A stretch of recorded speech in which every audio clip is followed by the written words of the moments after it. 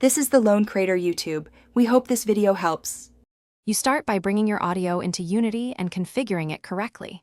Import the WAV or MP3 into your Assets folder.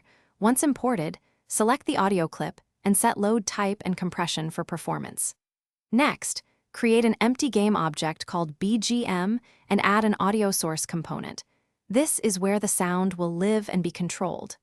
Make sure to uncheck play on awake if you want scripted start, and set spatial blend to 0 for true 2D background music. Once done, assign your imported audio clip to the audio source audio clip field so the component can play it. Enable loop for continuous background music and tweak volume and pitch to match game mood. Lower pitch or gain for ambience. For better control, route the audio source through an audio mixer group. This lets you apply effects like low pass or set groups for crossfading. Make sure to save the mixer asset and reference it on the audio source to centralize runtime audio control.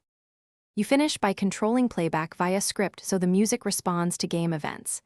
In C#, cache the audio source and call play delayed, stop, or set volume/fade over time. This provides dynamic transitions. If BGM must persist across scenes, call don't destroy on load on the BGM game object.